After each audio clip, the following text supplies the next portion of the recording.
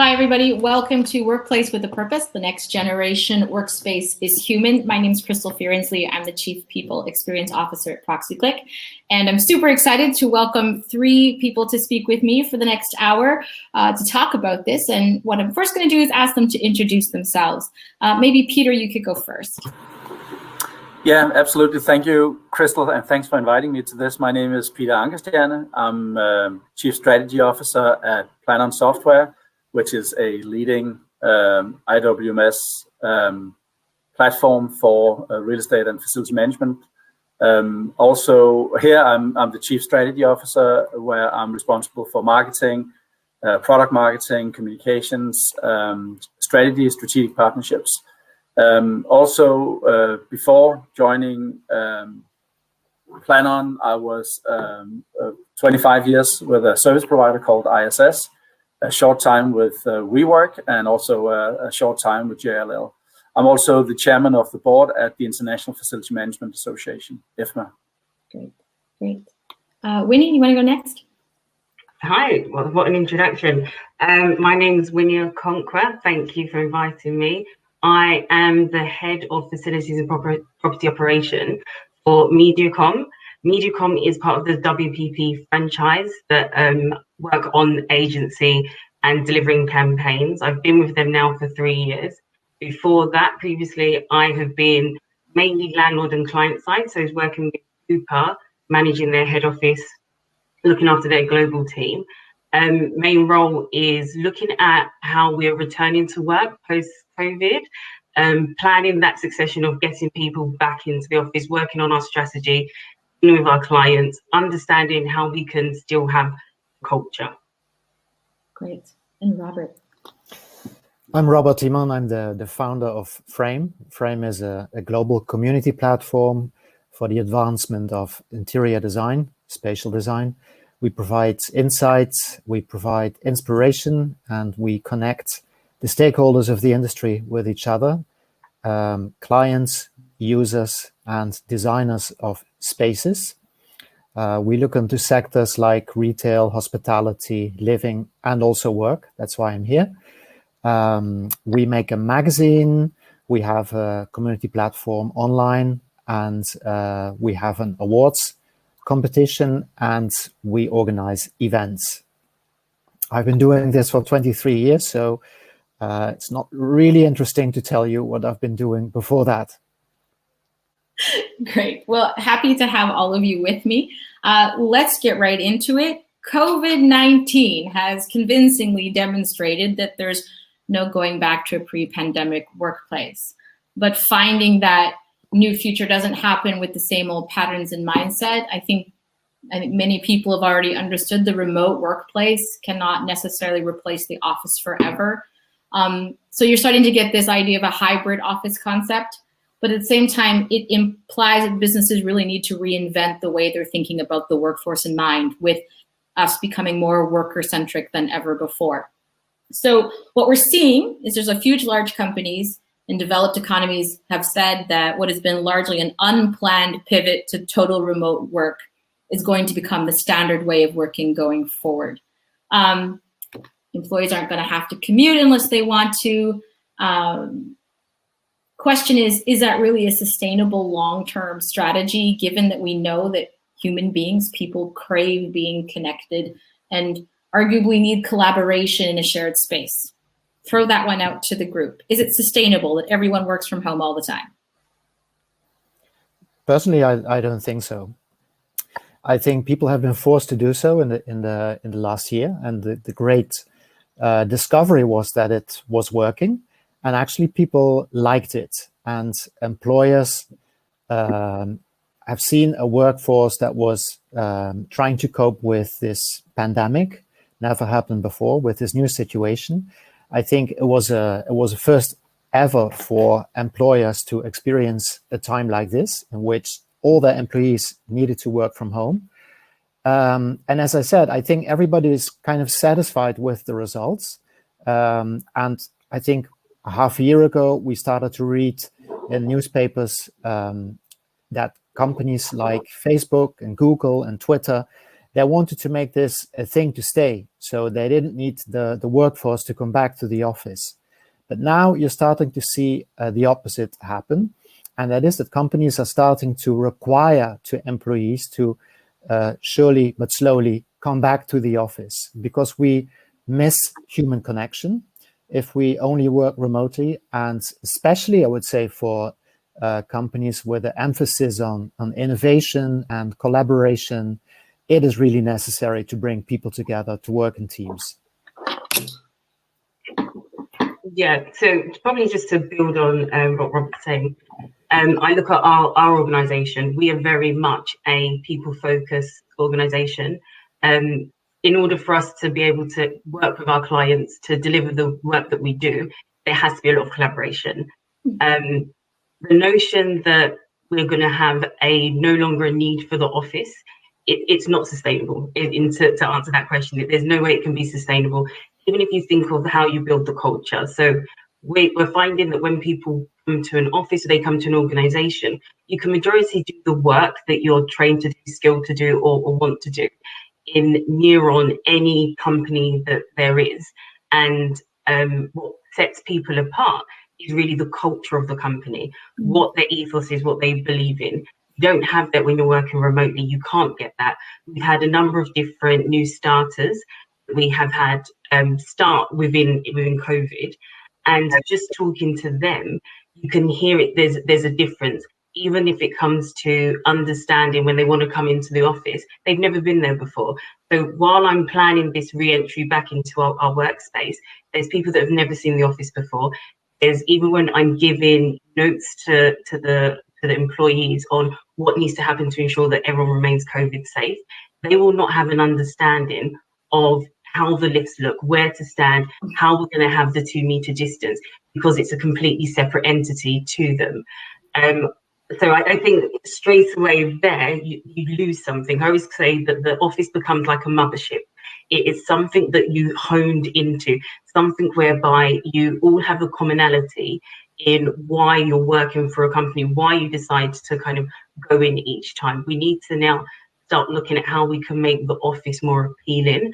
I think that's been the major change or the major takeaway that people or organisations are finding with this. I always felt that COVID was more of a catalyst in turning us into a flexible work world, that now there's no longer a need for presenteeism. So just because you're in there at 9 o'clock doesn't necessarily mean that you are working, doesn't necessarily mean that the productivity that's coming out of what you're actually doing is of a certain quality or standard. I think that now we're getting into an era or an aspect whereby we're giving the onus back onto the employees. We're saying that we trust you and you're adults. And actually now what's going to be happening is we want to make sure the office space is a tool that's used to help you to execute your task, versus you're now coming in and having to work with what we've given you. And we're going to come back to a couple of those points, definitely. I'm just curious if Peter's going to be provocative and vote differently or fall in sustainability. No, I agree with the panel, but I would say it's probably more sustainable than we think, to be honest. And just taking myself as an example, I started my job here at Planon on 1st of February. My first time at the office was this week, because I'm allowed to travel again because of vaccination. So it's in the Netherlands, and I live in Denmark, and I work from a co-working location. So I'm at an office. It's just not a Planon office. It's not my employer that I work from. It's a flex office, a co-working space. So I think what you're saying, Vinny, and also Robert, in terms of, we all need that social connections from time to time, but it doesn't have to be our colleagues.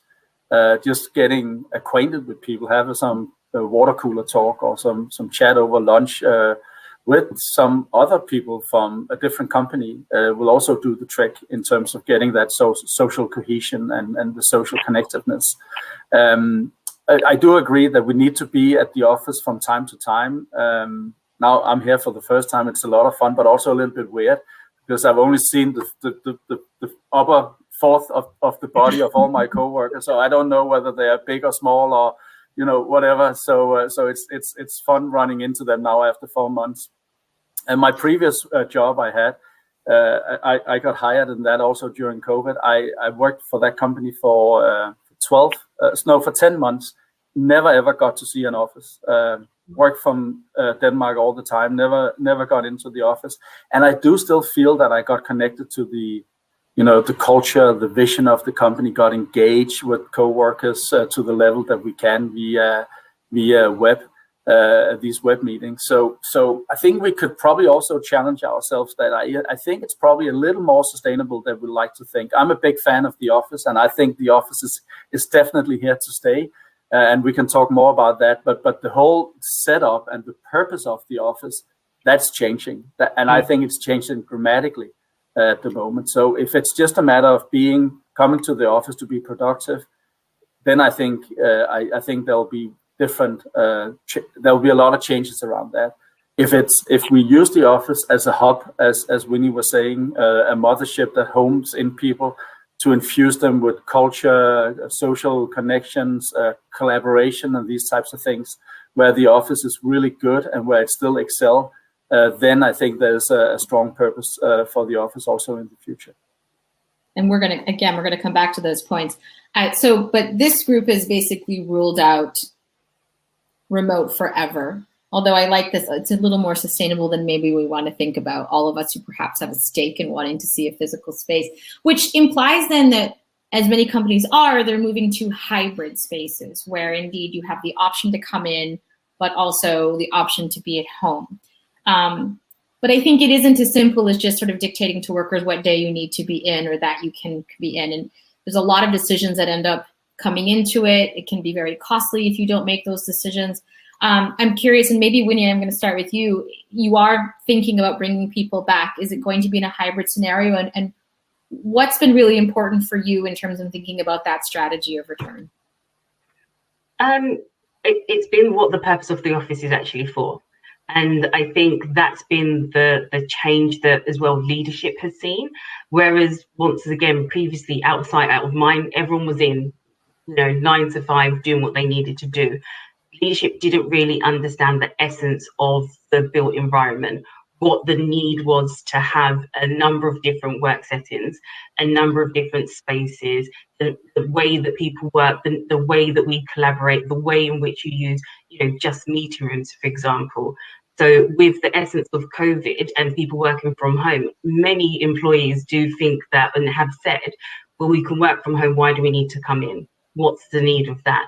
And if you go down the route of, okay, we're going to dispose of the building and we're going to, come out early on our lease, you're going to start finding that the essence of knowledge sharing really gets missed, because you don't get the same ability to knowledge share over the Zoom, because that's something that you then now have to practice, or it's something that you have to now assign time to be able to talk to, juniors that are coming in. So we found that we looked at what the number of things you do at home versus the things you'd want to do in the office.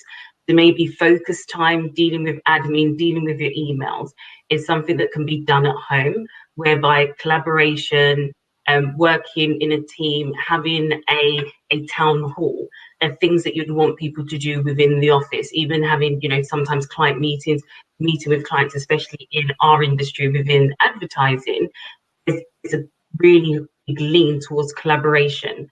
So we looked at what can be done at home, what can be done in the office, and then looked at, is our office fit for purpose for the things that we now want it to be done for? And, in some respects, it wasn't. So now we've looked at, and what we have done is actually transformed and redesigned that space to enable us to be able to say to the employees, when you do come back, it's going to be more task-based. It's now not a case of come in, sit down, work on your laptop. But how about you come in and there's collaboration spaces you can use? And it's not just a long table. There's actually technology that will facilitate a hybrid style of working, whereby if someone is at home, you can still relate to them as if they are in the office. So let's change the layout of our meeting rooms. Let's actually redefine what a meeting room is. So more time people come and use the meeting room space purely to have a phone conversation. Why don't we have phone booths on our floors? What are we looking at meeting rooms for? Is it because of confidentiality? Then let's go back to that. Let's look at just being able to present on the open plan space.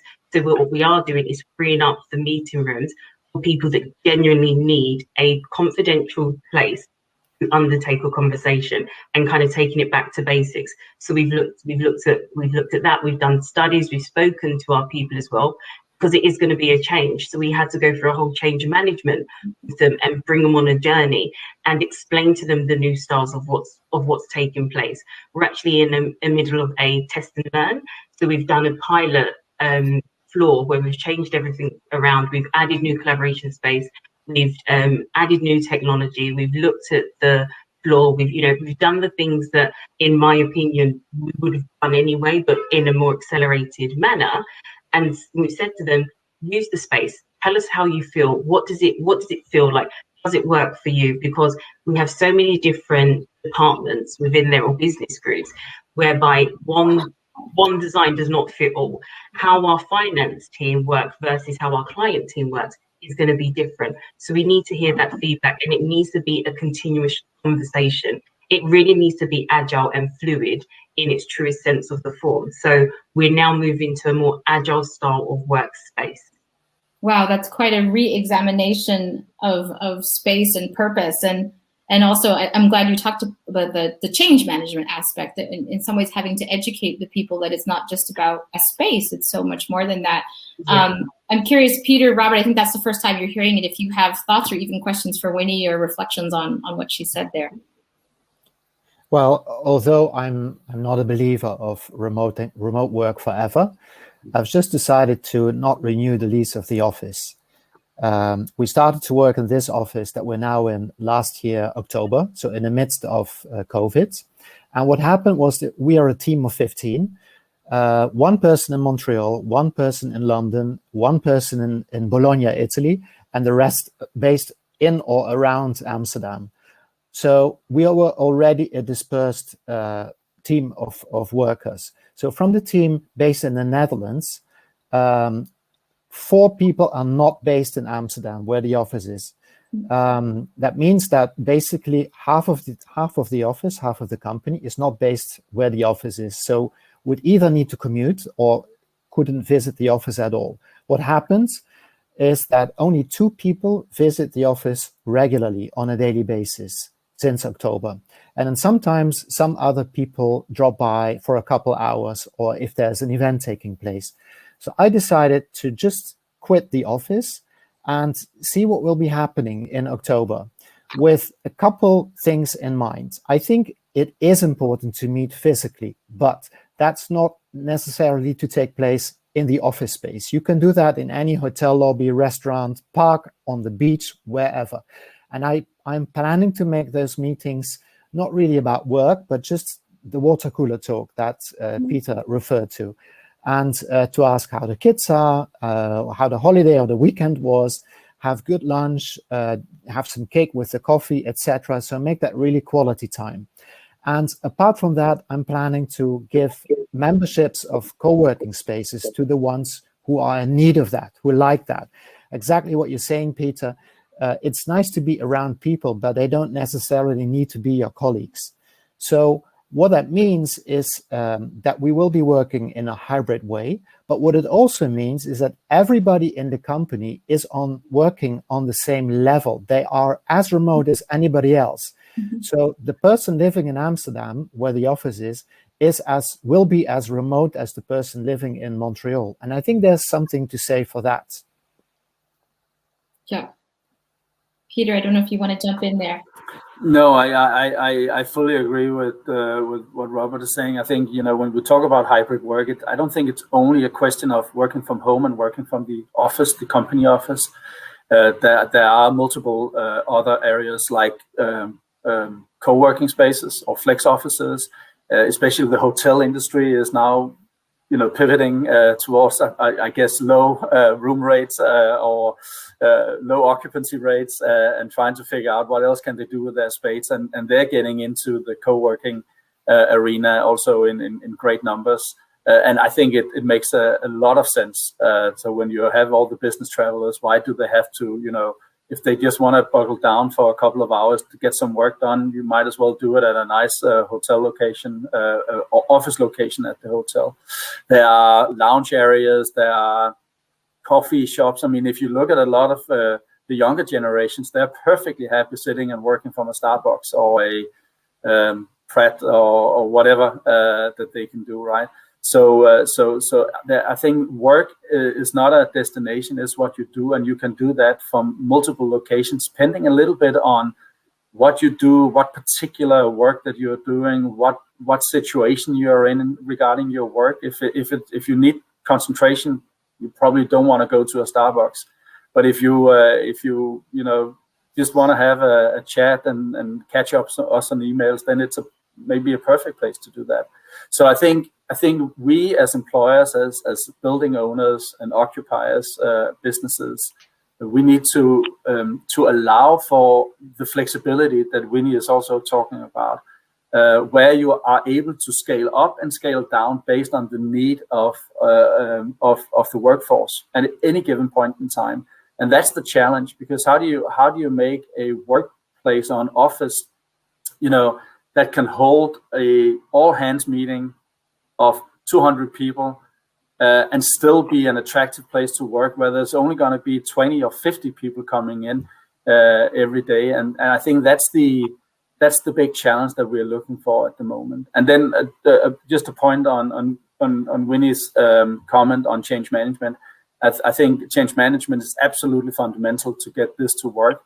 But I would probably even go a step further, because I think it also requires probably a big change, or a part of that change management is also change of leadership and our leadership models. A lot of our leadership models are based on having a physical appearance towards your teams.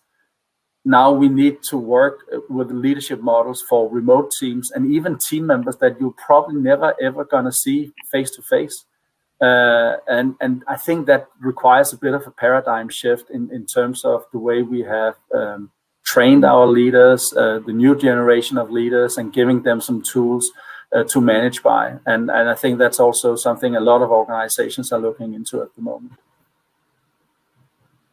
We're going to just summarize some of that, because I think there's so much wisdom going on there. I think what I really heard from everyone is, when we talk about strategy, it's not a formula you can follow. You really have to kind of take a step back and look at the purpose and look at your culture and look at what you're trying to achieve. And so the answers are going to be customized depending on what we're trying to do, whether it's cake and coffee or confidential space. So I think that's one thing. There's no one size fits all approach here. I really love this point about, and again, what kind of experience you want to give people, allowing everyone to sort of feel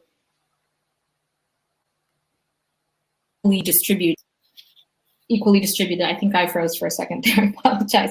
There's lots of experimentation going on. We clearly see that need for flexibility. And I think the final one is, again, the hybrid model is more than the space. It's about education, change management. And I love this point about even rethinking how people are going to lead if you don't can't sort of show the stage presence of physical leadership in the way we used to think about it. So that's my sort of summary. I just should also say to the people watching, if you've got questions, feel free to drop them in the chat, the Q&A. We'll try to get them to them as we go. I want to shift a little bit, because we're going there anyways, and think about the space itself. So we've talked a little bit about the hybrid model, the long-term remote model, and we've all been hinting about space. So, I'm going to pick on you, Robert, a little bit about how do you think the last year, the pandemic year, has started to shift and evolve in workplace design? Well, in the beginning, the offices just became empty. Then people started to come back, and some safety and health measures were brought into the office. But that's, of course, not the future. So exactly what Winnie is saying, the office is being redesigned as we speak. So there's a lot more emphasis on collaboration. There's a lot more emphasis on this whole social aspect, on meeting each other, on meeting with clients, on getting educated, on being immersed in the culture of a company. And that means that the office will not specifically become a place to fulfill certain tasks, but it will become a destination. The office will need to work hard to be visited, because there are alternatives, lots of alternatives. So what does the office need to be? It needs to be a place of great hospitality. Think of the hotel or a restaurant. It needs to be a place where events can take place in an agile way, where you can get educated or work on a project or something like that. It will need to be biophilic in nature. We didn't speak about that, but if you want to perform better, then you need to be in a space that has cues from nature. It is proven that people perform better. They have a better focus if they are surrounded by plants, by natural materials, and by shapes that are derived from nature. Just look behind me. By the way, I'm not at the office at the moment. What else? It needs to be agile. So you need to be able to switch from space to space. Spaces can fulfill many functions in the future. It needs to be neurodiverse. Not everybody is the same. So you have people, they want to be surrounded by other people. They want to be in a busy space. Other people, they want the opposite of that. So how do you cater to both of these people? That will be quite a challenge. The office of the future will need to become more sustainable than it has been before. And last but not least, it should have, let's say, high design qualities, making it, again, a place, not a place, but a destination that you want to go to, because it's really nice to be there. That's quite overwhelming for, I'm sure, lots of people to be thinking through. Winnie, I guess you're in the middle of doing that. You know, you talked about the pilot floor. Thoughts on that, things to add, things you sort of learned in the process as you're transitioning? Honestly, I think that's everything that, hit again on the head. They're all the things that we looked at, even the neurodiversity that we've got and how we've separated spaces for exactly that. So when we do want to have those high intense, high energy areas, we have that in one space, and then you move to another area of the same floor, and you've got your kind of quiet space, the quiet zones that you can actually do your focused work. You can do your focus, reading or whatever it is, or you just want a place to decompress away. We wanted to make sure that we really offered diversity to everyone and offered a way that, like I said, that the building becomes more task-based. So depending on the task that you're doing when you're coming to the office, it's easily there to be fulfilled, that you've got reasons for why you want to come there. Like everyone's been saying, the notion to come back to the office is actually really hard now. People were so used to waking up and making that commute.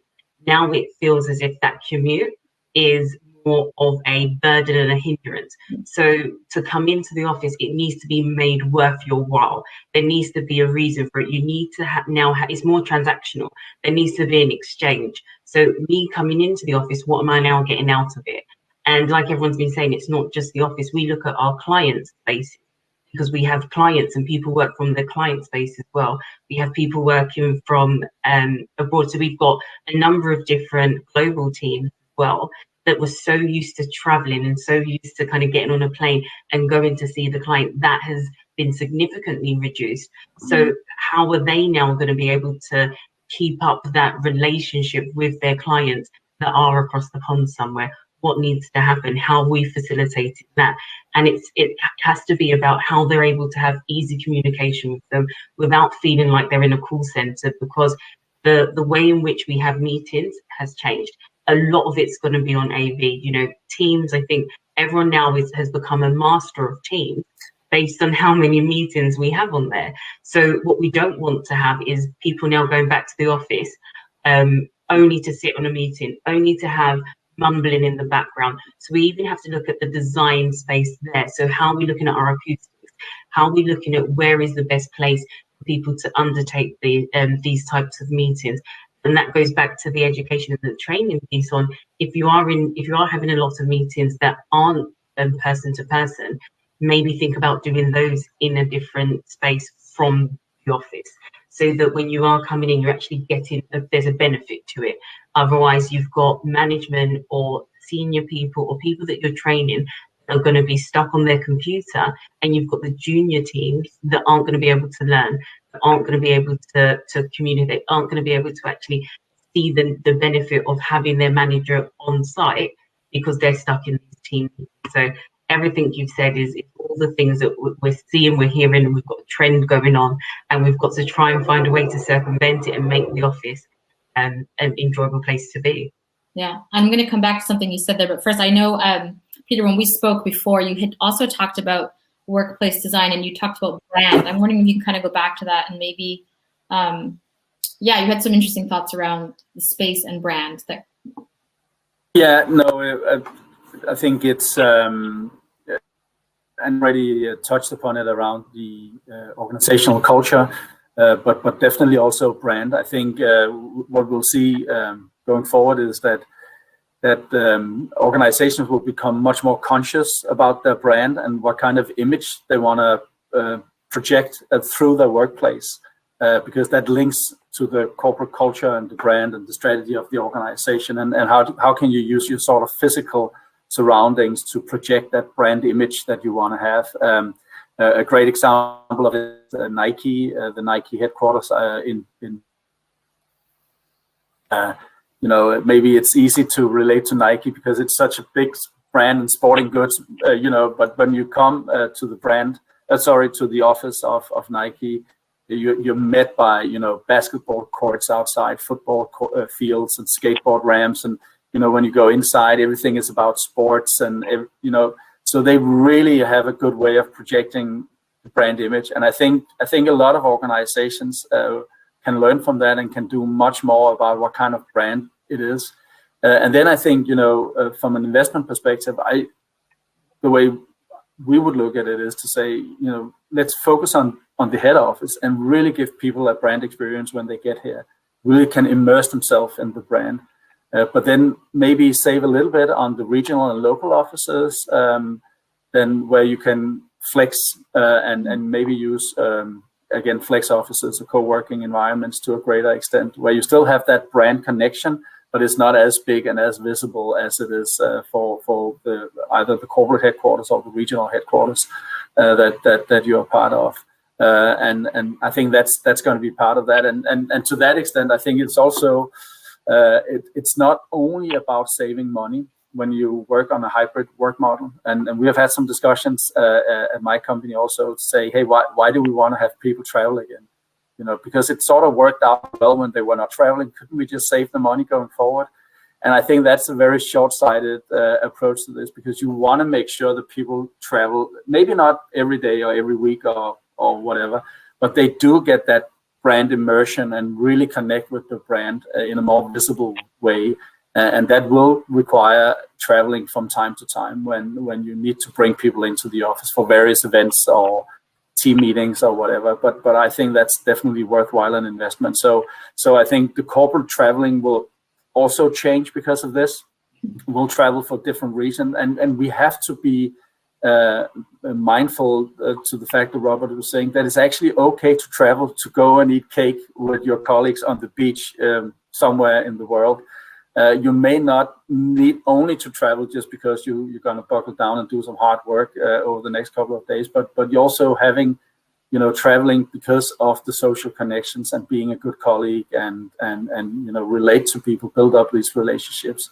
So I think those are also some of the things. And there's just one other comment to what Robert was saying is, you know, the whole issue around hospitality and events and bringing people to the workplace. I think also technology has to be a big enabler, or has to be seen as a big enabler of this, making sure that you know who's going to be at the office, that you can get a desk where you want to sit. To Winnie's point also, I mean, if you want to do concentrated work, but you do want to get to the office for other reasons, then let's make sure that you can book a table in the space where you want to sit. You can see who else from your team is going to be there. You can see maybe fun stuff, you know, what's on the menu in the canteen that particular day, because that's also going to be a decisive factor for some. You know, I don't want to come if they're going to serve the things that I don't like in the canteen, or maybe I can get my favorite dish, so I want to come that particular day,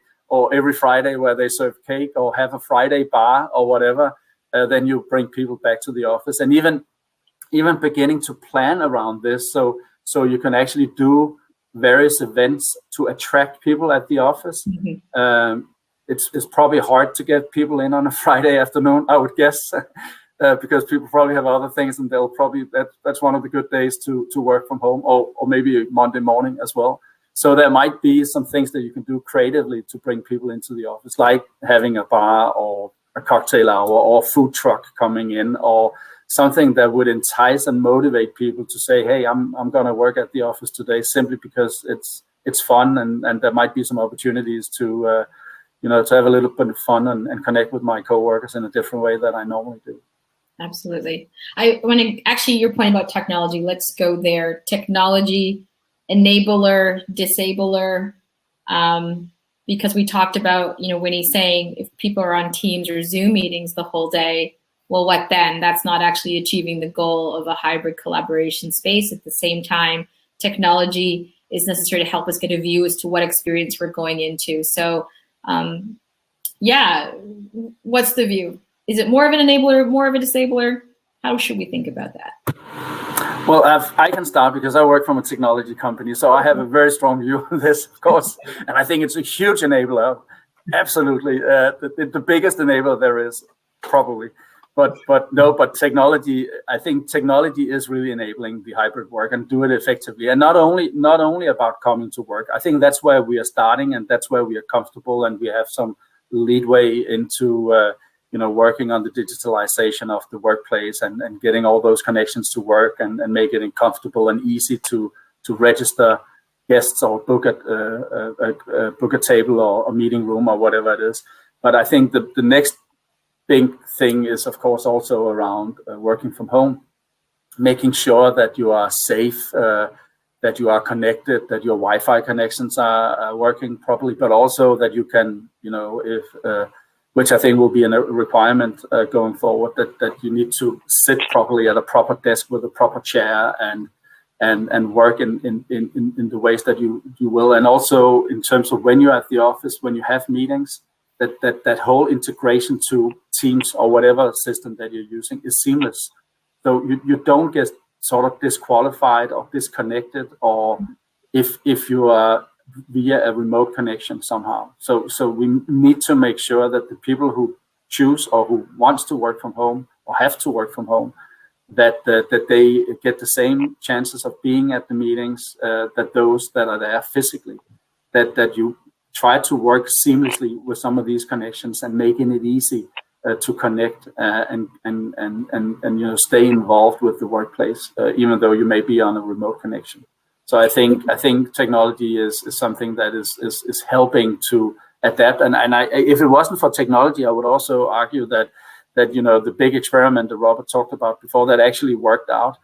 It only worked out because we had the technology, that the Zoom, the Teams meeting, and all that worked. If we had done this 10 years ago, we would have been in a hell of a lot of trouble. But now it worked, and the market was sort of ready to accommodate all this change that was sort of thrust upon us in a big way. But it worked, and all the connection worked, and probably a few needed to have an upgrade of their Wi-Fi connection from home or whatever. But we can sort of work through that now, and now that also have changed the perspective and the expectations for people, because if they can work from home and get connected to the entire world, what can't we do then going forward with the technology that's available, right?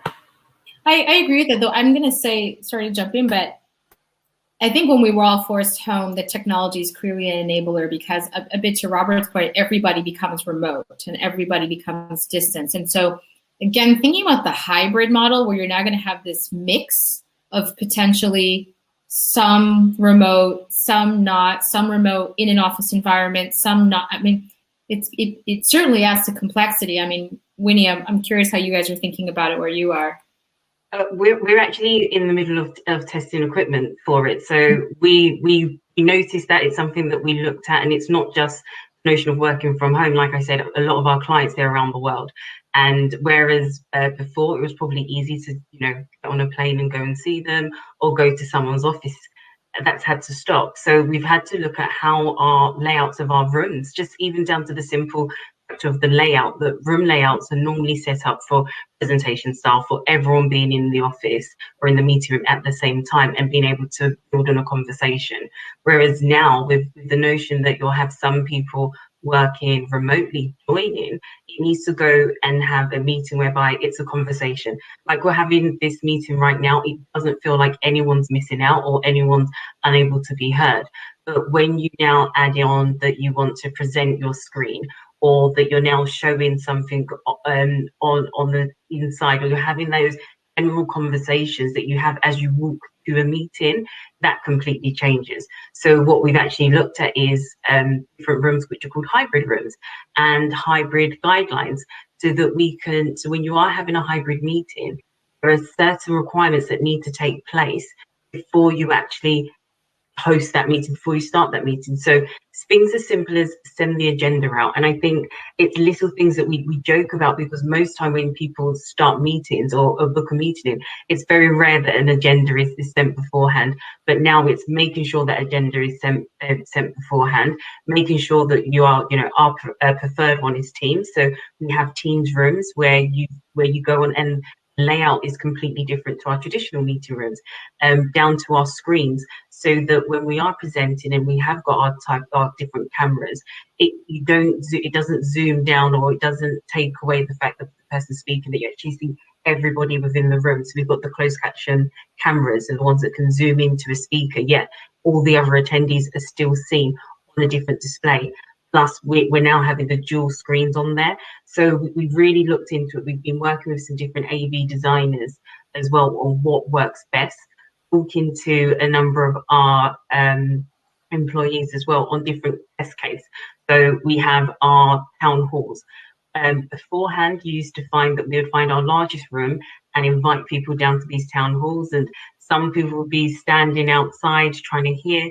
Now we do our town halls virtually, which is great, because you can now get this town hall anywhere. So that's a great test case, but it also means that we can have the panel sitting in one room together, talking to a number of people across our region, across the globe. We then also have our pitch rooms. So once again, when we are pitching to our different clients, it's how can we work on a meeting that is able to have a pitch whereby someone's not in the room? How does that layout look? How can we facilitate that? How are we looking at our speakers? How are we looking at the cameras? What do we need to do? So we're looking at the many different test case scenarios that we have for our organization, and working out, right, in this hybrid area, this can work and this fits. But what we don't want to do is take away the traditional setting of a meeting room, so that now everything is hybrid, because there are some rooms it works. There are some that you just need two people to sit down in a room and discuss, and there's no point changing that. So I think it's all about balance. And when we look at technology, technology works for you if you're using the right technology. If you put the wrong technology in the wrong area, people get frustrated, it stops working, and then they lose trust, they lose confidence in not just the technology, but then you yourself as an organization, as a provider, as, you know, a company, as an entity. So we have to really make sure that we put it in once, we put it in right, we show people how to use it as well, and we're there for them along the journey to make sure that it goes across smoothly. Yeah, I think that goes back to your original point about fit for purpose, and what are we really trying to do, that technology is a means, it's not the end necessarily. There's a question that's come in, so I'm going to jump to that question. Is work from home ultimately bad for innovation? Personally, I don't think it's bad for innovation. I think it can slow innovation. That's what I feel, that you can still get innovative ideas. I think you can still collaborate, but I think it takes longer. I think of how we're looking at our floor plans, and when we were starting to do a move, or when we were looking at purchasing furniture, I tried to look at furniture on Zoom. I tried to look at colours on virtually. It didn't work. It's not that it couldn't be done. I managed to get some things carried out, but what made it, I guess, a smoother transition or a smoother process was being there, to be able to physically touch, be able to see. I think there is the aha moments of when you're talking to people in a standard conversation where it just births new ideas, where you can just birth new ways of working, new technologies, just new ways in order. If I look at our pitches or a lot of our campaigns, a lot of the time that is done off the cuff of you talking to someone else, or walking through the corridor, or overhearing or seeing things on your way to something. You can birth ideas. So I think it slows it down. I don't think it's bad for it. Others agree, if not counter views? Yeah, I tend to agree. I think innovation is happening when there's a vision. The vision needs to come from the management, and of course the management can make use of the workforce to make the ideas better. But if there's no vision, then there's no innovation. And if there is a vision, ultimately it doesn't really matter where you are to make that vision happen. It can happen from home, and it can happen from the office or from a flex or co-working space. I agree with Winnie. It might slow down innovation, because these sessions, we're all looking at this flat screen. Sometimes the sound is a bit off. These sessions are very flat. They don't have any depth. There's no communication other than us speaking. It's one speaking at a time. There's little interaction. So let's say this is technology 1.0 in that regard. So this will improve in the future, and this is necessary to really innovate at full speed, because to innovate at full speed is exactly what you're saying, Winnie. You need to brainstorm. You need to be in this room together to also communicate in an inefficient manner. These discussions, these panel discussions and Zoom sessions in general, they are super efficient. But to be innovative, you need more than just efficiency. You need imagination and collaboration. And this is not ideal when done via Zoom or Teams or any of these, well, flat screen platforms. I want to shift to a question, because a lot of what we talked about when we talk about the office space and design, these are long-term adjustments, big picture questions we're asking ourselves. And as I mentioned before, can be quite overwhelming, particularly if you're a smaller company with perhaps less resources to, tabula rasa start again. So question to the group, not a scripted one, is any tips or suggestions as we're making this transition? So a baby step here. If you can't kind of rip out the walls and start again, what's a quick fix that we can kind of get us closer to what we've been talking about? Well, we didn't discuss agency yet. We didn't discuss empowering employees, because this is the major shift that has been taking place last year. Let's say in general, pre-COVID, there was an organization focus, an employer focus. Now there's an employee focus. So make use of those employees. Ask them what they want. Ask them, well, what makes them fly? What empowers them? I agree. I remember many years ago when we were looking into this space of future work and stuff like that. I was very excited about it, and I told my boss, listen, I want to rip out the walls and do all sorts of things. He's just like, no F way, you're gonna do that. Our office, and we can't afford that.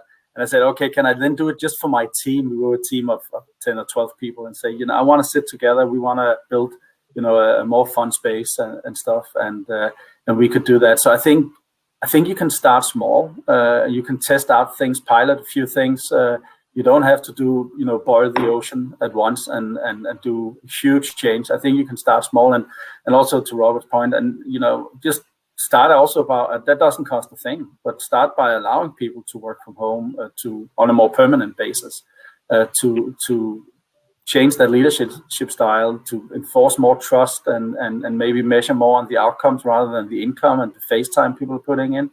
But begin to work on these models. I don't think it requires a fundamental design change of the office. but it requires more of the mindset of allowing people to be more flexible in their approach to work. And then you can do small things that doesn't cost a fortune, that will just spice up things and make it a little more appealing to come to the office. If you're still in an environment, old school environment like cubicles and stuff like that, you can of course just start by removing the cubicles. That's a big step, and that doesn't cost a fortune. So I think there's a lot of small tweaks and changes you can do, but being conscious of what you're doing, of course, and then go ahead and to quote another thing from Nike again, just do it. Winnie, any tips going through the big process? Any sort of quick fixes you had employed?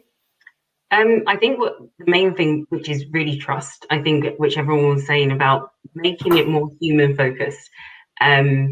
Trust your employees. They've been working for you, you hire them for a reason. Believe the fact that if they are going to be working, they will. And I think it is a good way as well to actually sift out some dead weight potentially. For those that will work, they will do it whether they're working from home or working in the office. Know the task they need to get done, and it can get done. I think that's the quickest way to start it, and then look at potentially your utilization of your offices.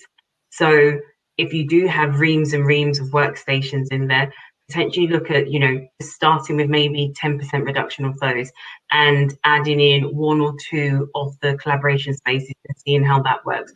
And know that it is a test phase and it's a learning curve, and being honest with your employees about that, rather than making anything too permanent, rather than saying this is the absolute of what's happening. Be clear, be concise, and let them know that it is a journey that you're working towards versus something that this is the end result. And more often than not, you'll find that they will offer up feedback. They will give you what they think's worked, what hasn't worked, and they'll be more open, and you'll then be more open to listen to them and make the changes that make them feel empowered to be able to talk up about other things that will make them want to stay, which will make them increase their productivity. I think it starts from stop looking at the organization and your profit and start looking at the people in your organization. Great. I love how this comes back to the people at the end of the day. We've got like 7 minutes left, and there's 2 questions I want to hit on. And one, I think, Peter, you touched on it, was we've been talking a lot about office space, office environment, office experience. And at the same time, the hybrid model means home becomes the office. And Peter touched upon the responsibility of making sure people are set up well, ergonomically, space-wise. Are there other factors, for example, when you were thinking about as people are going to be from home, like what is the company's obligation to the fact that there's all these home offices, and what should we be influencing there? So I think MediaCom, I think for me, have done more than what any company I've worked for in the past took a stance on. So we've made sure that people are set up with a home kind of office, so to speak. So where required, we've been sending out desks, tables, chairs, monitors, making sure that you've got the right equipment for you in that respect, just to make sure that your home work setting is actually suitable. Because if you are going to be working there for a long period of time, it's not that there is a legal requirement for us to do so, but I think it becomes a moral requirement for it to be in there. And I think that's where it becomes a grey area. There's nothing legally or any of the requirements that actually says an organisation must make sure that you are set up, unless you are then seen as based as a home worker. And I think it's very rare that any company who had employees based in the office is now going to start changing everyone's contracts to now say they are all home workers, which will then force them to start changing everyone's house.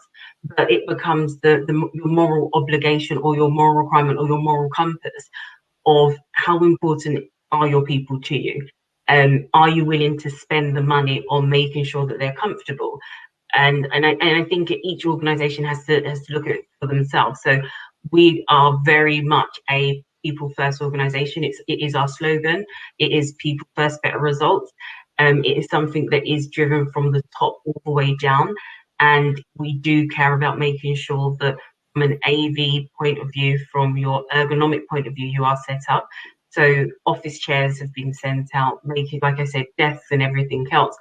then we don't just stop there. There was a point where we were looking at, in terms of other remote help, like work settings that we can do, sending a back support. So if you are going to a Starbucks, you know, making sure that you have something that you can actually sit on to help you work. So some people may not have space for setting up an extra desk or extra area in their house, but they will probably want to benefit from, you know what, a beanbag might help, or a backrest will help me for when I do go to Starbucks or anywhere else that I decide to work from. So it's being able to be flexible in that manner.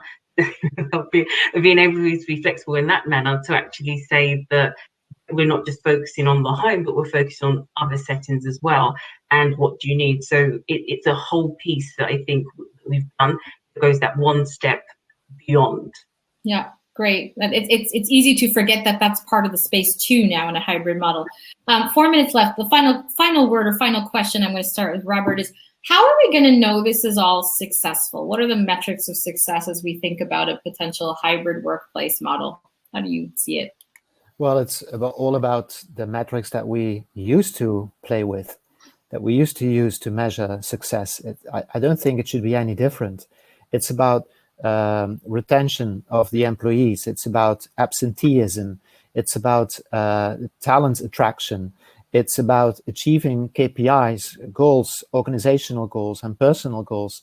I mean, it's not in any shape or form different than it used to be, in my opinion. Others want to add, agree?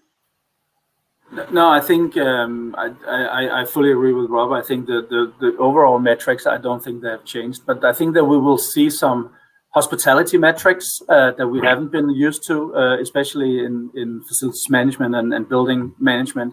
That you know, when we do events, it's actually going to be important for us how many is going to show up. So people are voting with their feet, and you know, based on the attractiveness of the event, the attractiveness of the space, the attractiveness of whatever food and beverages that we can serve together with that, that's going to be part of that. And I think that's a new area that we need to get more accustomed to. I think those that are coming from the hospitality sector will say, we've been working like that for many years, but others, engineers and technicians and stuff like that, they need to get accustomed to that. That's a new environment with some new metrics attached to it. And can I just make one comment also on what Winnie was saying before, because I really like what they're doing on sort of the physical environments, but there's an important element not to forget, and that's the whole mental health, because the fact that we're now working remotely, it's going to be very difficult to see people are battling with loneliness or stress or other mental illnesses or issues.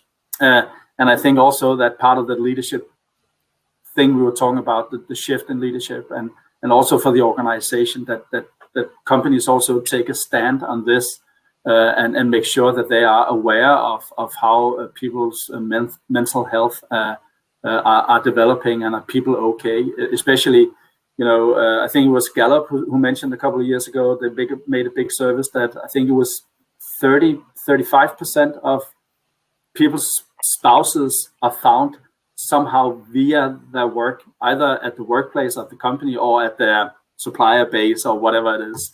Now, if we don't go to work anymore, where the hell are we going to find? You know, it's going to be a whole world of singles who's going to sit at home in their small cocoons, being afraid to talk to people.